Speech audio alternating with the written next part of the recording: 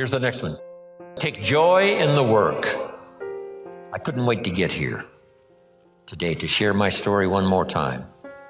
I'm already pondering the testimonials that may come out of a class like this next year, a year from now, 5 years from now, if I happen to meet some of you and you say, on that summer weekend in Anaheim, I finally got it. The lights went on for me. Something you said and something someone else said finally made sense. And I hooked it together and here's what's happened. That's going to be extraordinary. Right? That's why we're here, to do this work.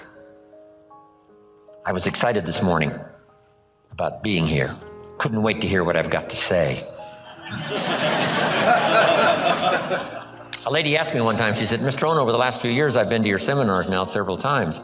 Every time I see you, you're all excited.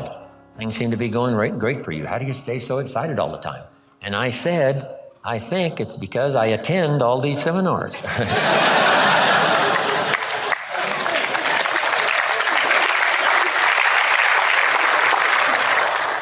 Because make this note now, because it's very valuable. If you struggle to make something clear for someone else, it helps to make it more clear for you. If one person listens and one person speaks, there is the opportunity for transformation for both. The listener to be enlightened, to see something he never saw before, but the speaker to be better educated on how to present it by struggling with the language. Words are clumsy sometimes when you try to express what's going on in your head, let alone your heart and spirit. But the more you struggle to make it clear, the clearer it gets for you, so that both the listener could be transformed by what he hears, and the speaker could be transformed by the exercise of speaking, trying to make it clear. We're going to talk later about communication. It's almost a godlike quality, communicating, inspiring other people with your language. Now, here's the last part, and I'm finished, and we're going to take then about a 10, 12-minute break, maybe 11 minutes.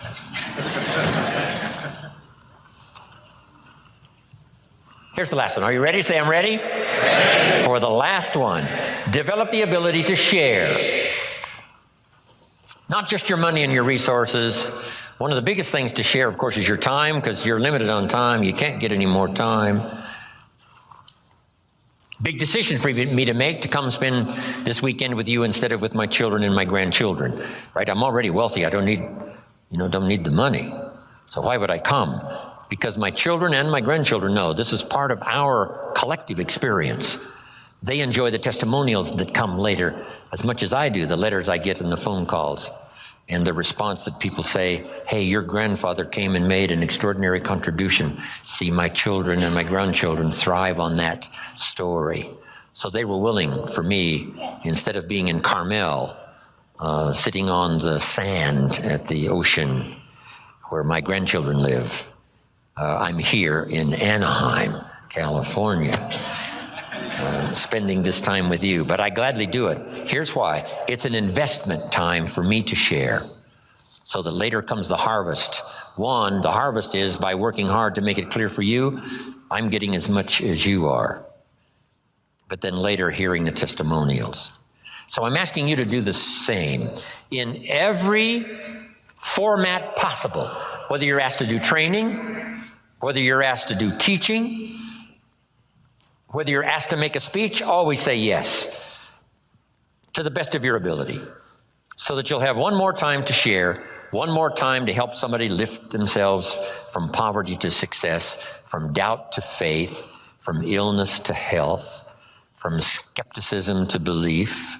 One more chance, person to person, or class to class, or a little Sunday morning class, or a little home meeting, or a personal conversation at Denny's coffee shop.